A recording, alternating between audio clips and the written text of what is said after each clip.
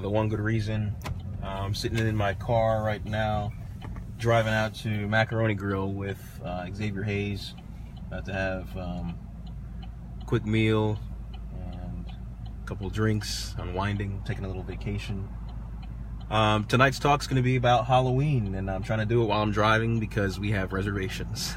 So give me a second here. I'm trying to get my bearings together. But basically, I wanted to talk about, are you open to the idea of Halloween? Were you raised in a house that allowed you to trick or treat, dress up, or was it pretty much a no-go? You weren't able to do anything? Everybody has a different story, a different reason why. So I kind of wanted to get into that. And then at the same time, I also wanted to kind of explain what the whole idea of Halloween is all about. I was doing some research, and one of the things I saw was that it actually has to do with Christianity in one of the breakdowns. It's basically the evening before All Hallows Day in a half mile, turn left onto the ramp and All Souls Day. So November 1st and November 2nd are very, religious days in the Christianity. And Halloween is simply saying, hey, that religious stuff's going to happen in the next day or two. That's really all Halloween is supposed to signify. It fuses the 2 days, right? All Hallows Day and All Souls Day. And you have All Hallows Eve. Florida 4, 17 till north. So, for me, growing up, my folks were very religious. Although they had some reservations about Halloween, they would typically let us go trick or treat and things of that nature, no problem. In a quarter mile, merge onto But Florida 4, once I got north. to, I don't know, maybe my teens. Actually, no, it was before my teens. Maybe I don't know. Maybe I was like 11 or 12, right? That's the happy age right there. They started kind of reneging on doing Halloween, so it was kind of messed up. It's not like I wasn't able to do Halloween and then they gave it to me.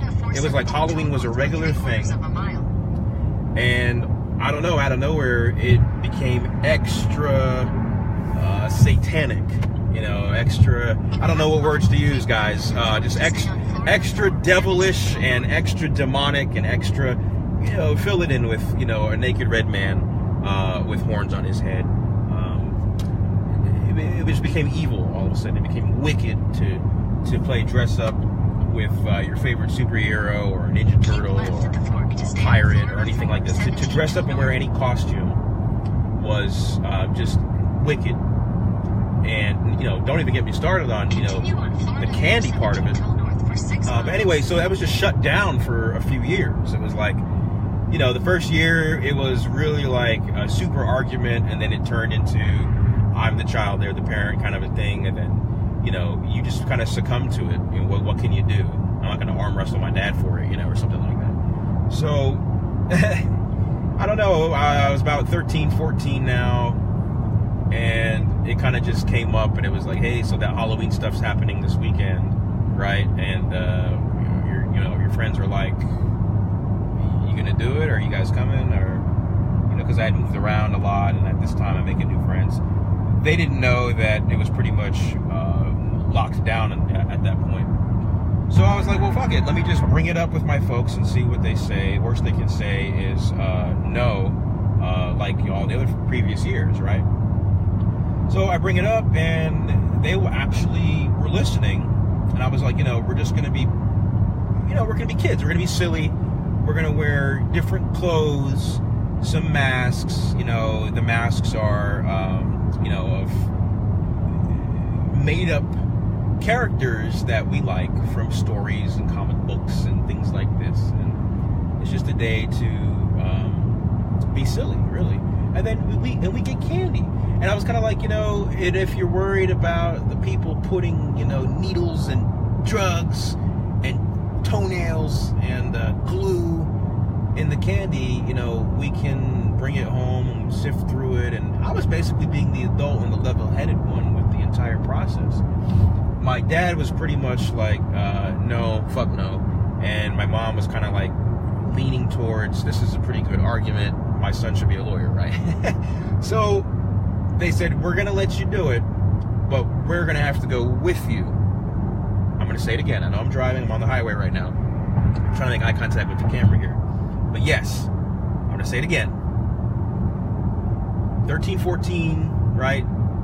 We're going to let you do your little Halloween thing and your trick-or-treat. But mom and dad are going to go with you. So I said, what do you mean you're going to go with me? You're going to like hold my hand or what are you talking about? She said, no. You know, we'll walk with you. We're going to check out this whole Halloween shit. Okay. And, you know, when we get to the houses that have the candy, we'll let you walk up the driveway, ring the bell, say your little thing, get your candy. In 2 miles, take But we're going to be watching from the sidewalk down below.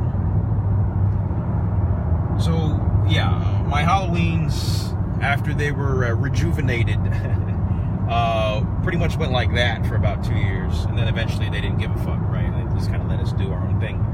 I was like, okay, geez, thanks. You know, now that I'm 16, I get to trick-or-treat maybe if it was still cool for me to do that. I don't know. I think the last time I trick-or-treated was when I was 18. And, you know, it was a toss-up between, you know, am I going to be Bill Cosby? Am I going to be Backpack from Dora the Explorer? I'm just going to wear a backpack because I'm too cool for Halloween. Or I think what I ended up doing was wearing a yellow blazer and yellow pants, black shoes. I duct taped my face, and I, you know, tried to dye my hair pink so I could be a number 2 pencil. You know. And I got halfway through that costume, and it just ended up being me wearing a blazer, knocking on doors, asking for candy. And when they asked me what I was supposed to be, I was like, I'm not excited. You know, it just completely like ruined my Halloween by the time they gave it back to me. But Xavier is the one holding the camera right now. Would you want to kind of share with the group, with the audience, how your Halloweens or non-existent Halloweens transpired? Non-existent Halloweens. That's pretty much how it was. I didn't ever celebrated Halloween before. I just remember it could have been like one time I was allowed to get a gift or a costume from Walmart, and I was a vampire. But I wasn't allowed to actually go out and knock on any doors, anything. You said that your parents came with you. My mom was like, no, I'm not going with you, because it was a day that it was to be, according to them, worshiping the devil. I remember my auntie used to put on church functions called Hallelujah Night, and basically you go inside the church and kids get candy, but it's just a regular church service. So that was my non-existence. So I never celebrated Halloween before. You never went trick-or-treating at all? Nope, I never knocked on any. I don't know how that You never snuck feels. out and did it or anything? No. So you've never knocked on the door and received candy on Halloween? Nope. And the reason behind that, again, just to recap, you said was because you were worshiping the devil by receiving candy from people. Yes, it's a day of worship of Satan. So that's the reason why, pretty much. Oh. At least that was what taught to me all these many years ago. And so that's why I never celebrated at all. So once you were like, I don't know, 18, living on your own, did you ever have like the urge to, you know, once you shed your religious shell and, you know, you were growing into the Xavier Hayes that you are now, did you ever feel the urge to kind of, you know, you might have been too old, but, you know, did you ever feel the urge to go out there and ring on bells and receive candy? Yeah, when I was like 17 years old, actually, 16 to 17, I still wanted to actually trick or treat, you know, and all that bullshit. But no, it was fun though. I mean, I remember one of the times I wanted to go dress up as like a blue Turbo Power Ranger, and actually go out and do it. But no, I mean, it was like if I were to get a costume, yeah, I have the costume and I'm just in the house playing make pretend or make believe, and I'm not actually going out and knocking on anybody's doors and participating. No, and we never had any candies to give out to the children, anyways. Well, of course, we will catch the sale and buy all the candies, but no, we didn't have the lights on or anything to welcome the children with any treats and stuff like that. So if you were to have kids, or if you were to adopt a kid or something like this, or however you go about getting the kid, maybe someone donates their kid to you, right? But if you were to become a father, going through what you did as a child, or just basically being cut off from that experience, would you allow your son or daughter to trick-or-treat or participate in Halloween? Or sure, why not? I mean, it's a pointless holiday to me anyways. It really does. It's just a time for the children to pretend and dress up and get children. Get candy, not get children getting pregnant. Get children night. Trick or treat. Yeah, to get children and stuff like that. Yeah, I'm pretty cool. Bring on one too many bells, girl. You picked the wrong house. Yeah. But yeah, why not? As one of those little holidays like Valentine's Days and stuff like that. So yeah, cool or something. So my daughter, I've being an atheist, it's like, yeah, we can partake in the merriment, right? We can partake in the merriment of the holiday, and it's really just right, just like we have been saying, it's just you're putting on a costume, you're knocking on your neighbor's doors, unless you're bougie and you go to a different neighborhood that has richer people and you think you're gonna get better candy or whatever, or you feel like it's safer. Anyway, we're pretty much knocking on neighbors' doors, and you're getting candy. Yeah, yes, you could go to the store with your kid wearing the costume and buy the candy right there off the shelf, and then take them back home and put the TV on and just have them sit there and eat the candy. I mean, you could do that, but it's kind of like it's this big thing. Everybody, it's all about the participation from everybody. That's what it's about. So it's cool when you see your friend down the road in the same little cul-de-sac as you, ringing on the bell at the same time, and you're like, oh, that's Joey from down the way. Oh, I look at his costume, and it's like, it's a suspenseful thing. Like, what is my friend's costume gonna be? And you might have a little sleepover or stuff like this. I mean, as far as I know, because as I just said, when I was a kid, I was pretty much blocked from experiencing a lot of it as I was getting older, which is kind of backwards. You would think that you wouldn't have access to it, and as you get older, they would give you the access. Not the case. But I'm trying to figure out how to get into this macaroni grill. This opening is just have to go down here. It's pretty crazy. I'm following Siri. Siri's gonna lead me into a boat. Where are we? We'll see where it goes. This is a Rock and Brews. I highly doubt the Rock and Brews parking lot connects. Maybe it does. Let's see. What happens here? But while I'm talking, I have to watch people they might be backing out. But no, I took my daughter trick-or-treating last year. She was really small, and the big focus of the whole thing was the fact that she was walking at all. So, we were just happy that she was walking. She was, I don't even remember, I think she was Minnie Mouse. She just had like a Minnie Mouse type dress on. And is this macaroni grill? This is it right here. Yeah. She had a little dress on, and she had little ears, but the whole main thing, like I said, was her walking. This year, she has a lot of freaking energy. Yes, she does. She is ready to pounce. She's ready to pull from my hand and take off and go do her own thing. Forget knocking on the door. She'll be kicking the door, grabbing all the candy out of their baskets, right? Well, I guess we're back. Well, we had a little bit of technical difficulty. Just to wrap things up, because I just pulled up here at the Macaroni Grill. My reservation is about 10 minutes.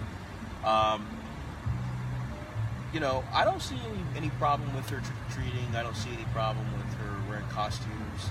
I don't think she's a bad person for doing it. We're definitely not subscribed to worshiping some kind of demonic creature or something like this. It's basically giving her happy memories for her childhood.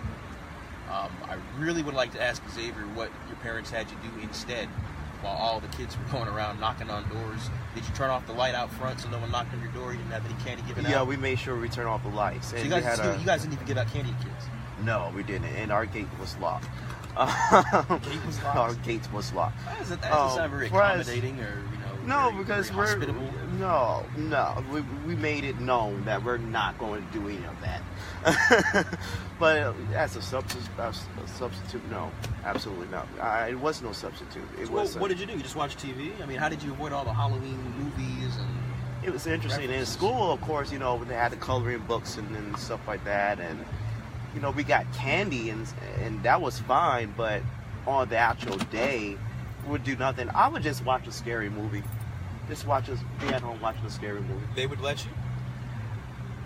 Yeah, well, it's not like, you know, we had a whole bunch of VHS collections, so that's how I really got into, you know, the Halloween films and stuff like that, and which is my favorite horror flick with Michael Myers and stuff. So that's what I used to do.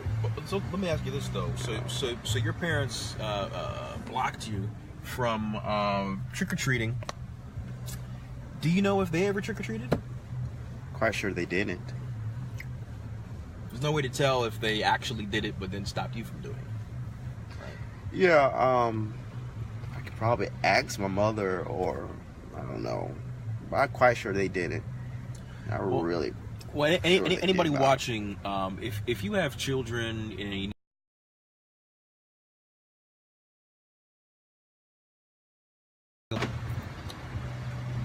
is it okay to let kids, you know, dress up, get candy, or is it too dangerous? There's a lot of freaks and carnage and havoc, right? Havoc going on Halloween night. You just rather not, you know, submerge your child in all of the risk.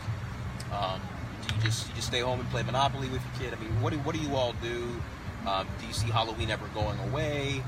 And it's kind of like, you know, what is really, I guess, the big downside of Halloween, if you are one of those parents that takes it away, is it because of, you know, the whole devil thing that he's talking about, or is it just you don't want your kid having all that candy? Maybe it's more of a health thing.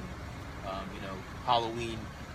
What percentage of children become diabetics because of the Halloween? You know, science would be awesome to kind of narrow that down. That'd be a Snapple top fact, right? Snapple cat fact.